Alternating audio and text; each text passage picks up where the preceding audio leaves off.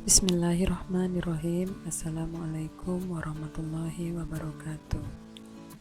Pada pertemuan kali ini kita akan melanjutkan pembelajaran tentang klasifikasi materi. Adapun tujuan pembelajaran kita pada hari ini adalah diharapkan peserta didik dapat menjelaskan perbedaan berbagai metode pemisahan campuran, menjelaskan aplikasi metode pemisahan campuran dalam kehidupan sehari-hari, menjelaskan sifat fisika dan sifat kimia suatu benda, mendeskripsikan perubahan fisika dan perubahan kimia suatu zat. Seperti pembelajaran kita yang telah lalu, kita sudah membahas tentang campuran. Campuran itu merupakan gabungan dua zat atau lebih. Jadi untuk mendapatkan zat murni atau zat penyusun dari campuran, maka penyusunnya itu harus dipisahkan.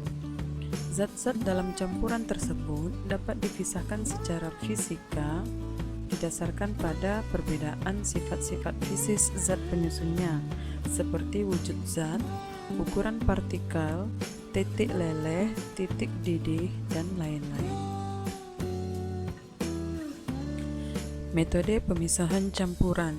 Yang pertama adalah metode yang paling sederhana, yaitu metode dengan cara penyaringan atau filtrasi. Itu adalah metode yang digunakan untuk memisahkan cairan dan padatan yang tidak larut berdasarkan perbedaan ukuran zat-zat yang bercampur. Filtrasi bisa dilakukan dengan menggunakan kertas saring atau dengan penyaring yang lain. Ini adalah contoh penyaring air sederhana. Jadi ini sering dilakukan untuk biasanya menyaring air kotor atau air sumur yang kotor untuk mendapatkan air yang lebih jernih. Ini adalah metode penyaringan yang paling sederhana yang bisa kita lakukan. Yang kedua, sentrifugasi, yaitu metode yang digunakan untuk memisahkan partikel yang lebih halus dalam jumlah lebih sedikit daripada filtrasi. Contoh dari sentrifugasi adalah pemisahan sel darah merah dengan sel darah putih dari plasma darah. Prinsip kerja dari sentrifugasi adalah dengan cara pemutaran. Jadi sampel di dalam alat sentrifugasi itu diputar untuk memisahkan partikel zat padat dan cair. Ini adalah contoh alat sentrifugasi yang menggunakan listrik. Ada juga yang manual, tetapi prosesnya akan lebih lama. Yang ketiga adalah penyulingan atau destilasi, yaitu metode yang digunakan untuk memisahkan zat cair dari campurannya. Prinsip kerjanya yaitu dengan menggunakan perbedaan titik didih dari zat cair yang bercampur, sehingga saat menguap zat cair akan terpisah. Prinsip ini digunakan dalam industri minyak bumi untuk menghasilkan minyak bumi yang nantinya akan dijadikan berbagai macam bahan bakar. Jadi ini contoh proses penyulingan. Jadi campurannya itu dipanaskan sehingga zat yang pertama sekali atau yang punya uapnya rendah, titik didih lebih rendah, itu akan menguap lebih dulu. Jadi uap zat yang menguap itu ditampung, kemudian didinginkan sehingga bisa terpisah daripada campurannya. Yang keempat adalah kromatografi, yaitu metode yang didasarkan pada perbedaan kecepatan merambat antara partikel-partikel zat yang bercampur dalam medium diam ketika dialiri medium gerak. Kromatografi bertujuan untuk mengidentifikasi suatu dalam campuran.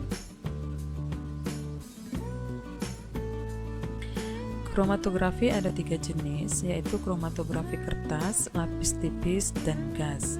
Jadi kromatografi ini ada digunakan untuk mendeteksi biasanya ini penggunaan narkoba ya.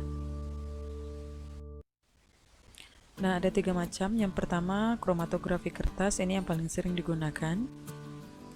Yang kedua ada kromatografi lapis tipis. Yang ketiga adalah kromatografi gas. Yang kelima, sublimasi, yaitu metode yang hanya digunakan untuk mengubah zat padat menjadi gas atau menyublim. Contohnya yaitu pemisahan yodium dari garam, atau kalau yang digambar itu campuran kapur barus dengan pasir. Jadi ketika dipanaskan, kapur barusnya kemudian akan berubah menjadi uap, kemudian ditutup dengan piring yang dikasih es agar lebih dingin. Jadi uap dari kapur barus itu akan mengkristal di bawah piring yang ada esnya. Kemudian masuk perubahan materi. Jadi sebelum kita membahas ada perubahan materi, kita harus tahu dulu sifat fisika dan sifat kimia suatu zat.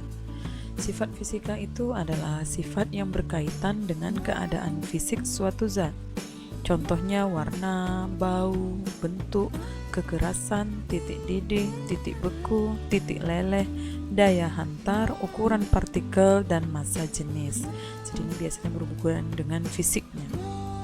Kemudian sifat kimia adalah sifat yang berhubungan dengan mudah atau sukarnya zat tersebut untuk bereaksi secara kimia. Contohnya mudah berkarat, mudah meledak, mudah terbakar, apakah dia beracun atau mudah membusuk. Itu adalah sifat kimia.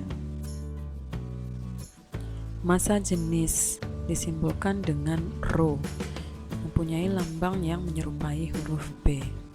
Itu merupakan perbandingan dari massa benda dengan volumenya.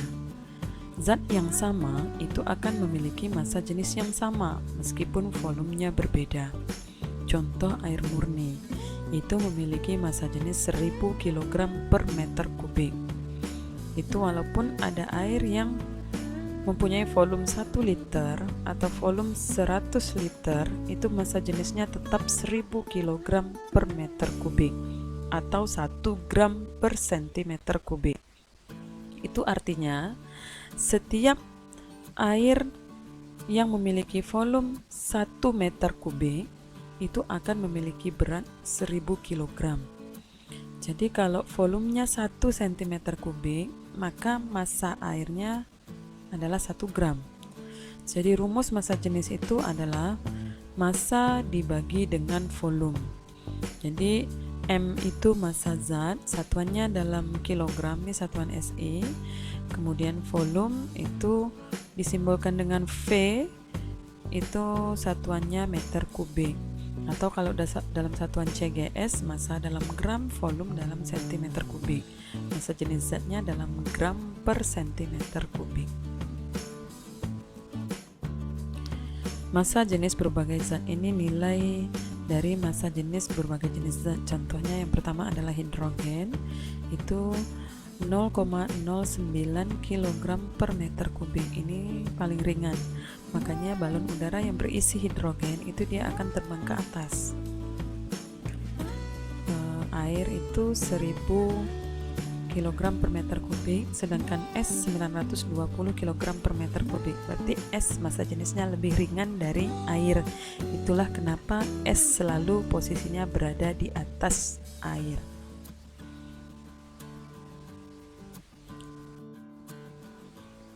Ini ada contoh pemecahan masalah.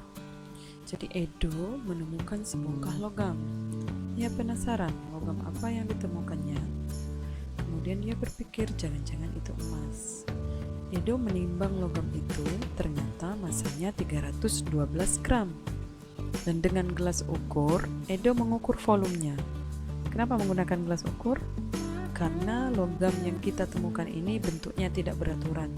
Jadi kita tidak bisa menggunakan rumus volume suatu bangun ruang ya. Ternyata kenaikan air di dalam gelas ukur terlihat seperti gambar berikut. Jadi gelas ukur ditambah air 60 ml, gelas ukur ditambah air dan batu itu 100 ml. Jadi kemungkinan besar logam apa yang ditemukan Edo? Logam yang diketahui massanya itu adalah 312, berarti M-nya 312 gram. Volume logam itu adalah volume air ditambah logam dikurangi dengan volume logam saja. Jadi volume air ditambah logam tadi adalah 100 ml dikurang volume airnya 60 ml, sehingga didapat volume logamnya adalah 40 ml. 40 ml itu sama dengan 40 cm3. Masalahnya apa yang mau ditanyakan adalah menentukan jenis logam. Jadi kalau kita mau tahu jenis logamnya, maka kita harus mencari massa jenis, karena setiap logam itu dia punya massa jenis yang sudah ditentukan, ada di tabel yang tadi kita tampilkan. Jadi pertama kita cari dulu massa jenisnya. Massa jenis itu adalah massa dibagi dengan volume. Jadi massanya 312 gram dibagi dengan 40 cm3. Yang didapat itu adalah 7,8 cm3. Jadi hasil pengukuran ini kita bandingkan dengan nilai yang ada pada tabel massa jenis zat. Itu ada di buku paket atau ada di slide sebelumnya tadi. Itu nilai paling dekat adalah itu besi, 7,9 gram per cm3. Jadi kemungkinan besar logam yang ditemukan oleh Edo itu adalah besi, bukan emas. Perubahan zat, yang pertama perubahan fisika. Jadi perubahan fisika itu adalah perubahan yang tidak disertai dengan terbentuknya zat baru, atau komposisi zatnya pun tidak berubah. Contohnya itu perubahan pada wujud zat, mencair, menguap, membeku, menyublim, melarut, dan sebagainya. Jadi perubahan fisika ini itu hanya berupa perubahan bentuk ataupun ukuran, perubahan wujud, perubahan karena pelarutan atau pengeringan, perubahan karena pemanasan atau arus listrik, dan perubahan volume. Yang kedua ada namanya perubahan kimia. Perubahan kimia itu adalah perubahan yang dapat menghasilkan zat baru dengan sifat kimia yang berbeda dari zat asalnya. Contoh, kayu dibakar akan menjadi abu. Jadi wujud kayunya sudah tidak kelihatan lagi. Zat-zat seperti bagian-bagian kayu itu sudah berubah. Kemudian besi yang berkarat itu akan menghasilkan zat yang baru, dan lain sebagainya.